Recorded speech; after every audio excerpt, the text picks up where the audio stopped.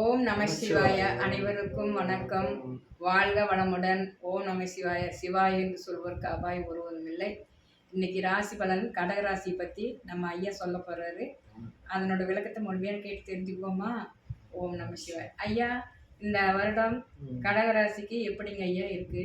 இந்த வருஷம் கடகராசிக்கு இதெல்லாம் விரைய செலவு தாங்க. சுப விரையா, சுப செலவுகள், சுப இடம் வாங்குறது, பூமி வாங்குறது, கல்யாண செலவுகள் இதெல்லாம் கண்டிப்பாக நடக்குங்க. இந்த வருஷத்தினுடைய கணக்கு பார்த்தோம்னா விரயம்தான், ஆனால் சுமாரான பலன் தான் இந்த வருஷம். அப்படியே நல்லதுன்னு நல்லா ரொம்ப ஓஹோ நல்லாதுன்னு சொல்ல முடியாது, ரொம்ப டவுனாக இருக்குன்னு சொல்ல முடியாது, மீடியம் தான் இந்த வருஷம். ஏன்னா குரு மறைஞ்சிட்டார் கடகராசி 12ஆம் இடத்துல திரிவோண ஸ்தானத்தை உட்காந்துருக்காரு. 6ஆம் இடம் சத்துருஸ்தானத்தை பார்க்குறாரு, 4ஆம் இடம் சுகஸ்தானத்தை பார்க்குறாரு, அதான் 8ஆம் இடம் ஆயுள்காரன் சுகஸ்தானம் பார்க்குறாரு. ஏன்னா ஆயுள்கள் வந்து பங்கம் இல்லை, நல்லா இருக்கும், ஒன்றும் பிரச்சனை கிடையாது, நல்லா இருக்குது, எந்த ஒரு கவலையும் கிடையாது. ஆனால் இந்த வருஷம் வந்து மீடியம் சுமாரான பலம் தான். ஏன்னா குரு மறைஞ்சிட்டார்ல 12ஆம் இடத்துக்கு, அதனால் ஒன்றும் பிரச்சனை கிடையாது. இந்த வருஷம் வந்து நல்லாயிருக்கும், ஒன்றும் கவலைப்பட வேண்டாங்க. மோசமும் போகாது, நம்ம வந்து ஹை லெவல் டாப்புங்களும் கிடையாது. திருமணம் ஆகாதவங்களுக்கு திருமணம் ஆகுமா? வீடு கட்டுற யோகம் இல்லைங்க, அதெல்லாம் பண்ணலாம். சுபபரியம் அதெல்லாம் பண்ணலாம். சுபபரியம் சூப்பராக பண்ணலாம், அதுவும் தப்பு கிடையாது. சுபபரியம் எல்லாம் பண்ணலாம், செலவுகள் பண்ணலாம், தவறு கிடையாது. சரி, பெரும்பாலும் இந்த கடகராசிக்காரருக்கு இந்த வருடம் நம்ம கடகராசிக்காரருக்கு திருமணம் நடக்கலையே, வீடு கட்டுற யோகம் நடக்கலையே அப்படின்னு சொல்லி ரொம்ப மனசுல வருந்திட்டு இருக்காங்க. அந்த மாதிரி இருக்கிறவங்களுக்கு இந்த வருடம் கடகராசிக்கு இந்த 2025 இன்னொரு 4 மாதம் இருக்குது, அதுக்குள்ள இந்த பலன் தான் நடக்கும்னு சொல்றீங்களா? ஆமா, இதுதான் நடக்கும், வேற ஒன்றும் பிரச்சனை ஒன்றும் கிடையாது. 2026ஆம் வருடம் எப்படிங்க ஐயா இருக்கும்? 2026 வந்து அது ஓரளவுக்கு சுமாரா இருக்கும். 2026 சுமாரா இருக்கும். ஏன்னா குரு வந்து வக்கரமாகிறாரு, ஒரு மாசத்துக்கு வக்கரமாகிறாரு, ஒரு 40 நாள் வக்கரமாகிறாரு. வக்கரமாகிறப்ப உங்களுக்கு நல்லா இருக்கும். அந்த ஒரு மாசத்துக்கு உங்களோட பலனை வந்து நல்லபடியாக செய்வார்.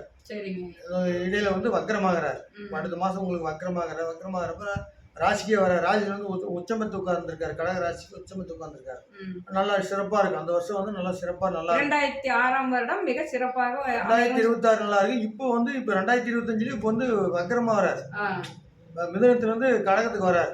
அதனால கொஞ்சம் ஓரளவுக்கு நல்லா இருக்கும். ஒரு செய்யக்கூடிய காரியம், நின்று இருக்கிற காரியம், தடைப்பட்ட காரியம் இந்த ஒரு மாசத்துக்குள்ள வந்து அது நிறைவேற்றி கொடுத்துட்டு மீண்டும் வந்து மிதுனத்துக்கு போயிடுவார், மறுபடியும் போயிடுறாரு. ஆமா, போயிடுறாரு. அப்புறம் வந்து உங்களுக்கு அடுத்த வருஷம் 2026 அதே வந்து குரு பயிற்சி ஆகிறப்போ உங்களுக்கு வந்து மீண்டும் குரு பயிற்சி ஆகிறாரு.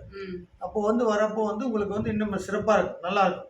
7ஆம் இடத்தை பாக்குறாரு, கல்யாண யோகம், போக்குவரத்து இதெல்லாமே நல்லாவா இருக்கும். கவலைப்பட வேண்டும். கடகராசி பொறுத்தவரையிலும் எப்பவுமே நல்லா இருக்கும். கடக சிம்மம் வந்து எப்பவுமே வந்து நீர் நெருப்புள்ள ராசிகள், எப்பவுமே கீழே போக மாட்டாங்க. எப்பவுமே அம்மா அப்பனுடைய ஆதரவுல அவங்களுக்கு நல்லா இருக்கும். கடக ராசிக்கு அம்மா அப்பனுடைய ஆதரவு எப்பவுமே சிறப்பா இருக்கும், நல்லா இருப்பாங்க. அவங்களுக்கு வேணுங்கிறது செய்வாங்க, எந்த ஒரு கவலையும் இருக்காது அவங்களுக்கு. கடகராசிக்காரர் வந்து எப்பவுமே கவலை இல்லாத வாழ்றவங்க, தன்னம்பிக்கை உள்ள. குழந்தை பாக்கியம் இல்லாதவர்களுக்கு குழந்தை பாக்கியம் அடுத்த வருஷம் தான் 2026. 5ஆம் பாரியை பார்த்தா குழந்தை பாக்கியம் நல்லா இருக்கும். அடுத்து விருச்சத்தை பாக்குறாரு, இப்போ வந்து துலாவத்தை பாக்குற, சுகஸ்தானத்தை பாக்குறாரு. எவ்வளவு தொழில் போக்குவரத்து இருந்தாலும் சலுப்புத்தான் இருக்கும், சோர்ந்து போய் உட்காந்து படுக்கிற மாதிரி டென்ஷன், போக்குவரத்து இதெல்லாம் ரொம்ப பிரச்சனையா இருக்கும். அதாவது இந்த வருஷம் வந்து கவலைப்பட வேண்டிய அவசியம் கிடையாது. ஆனா பொதுவாக கடக சிம்மம் வந்து சூப்பர் ராசி தான். இப்போ வந்து கடகங்க வந்து நீர் நெருப்பிச்ச ராசி. அதாவது இந்த 2 ராசிக்கு வந்து எப்பவுமே வந்து நம்ம வந்து தாழ்ந்து குறைச்சி இடம் போட முடியாது, எப்பவுமே வந்து குறைச்சி இடம் போட முடியாது. கடக சிம்மம் வந்து அப்பேற்பட்ட ராசி.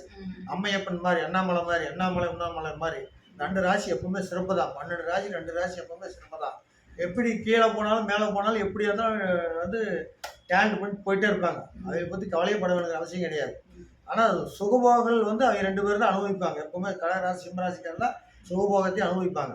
அவங்களுக்கு எப்பவுமே வந்து சுகம் தான் அவங்களுக்கு. இந்த 12 ராசிலேயே கடக சிம்மம் தான் பெஸ்ட்.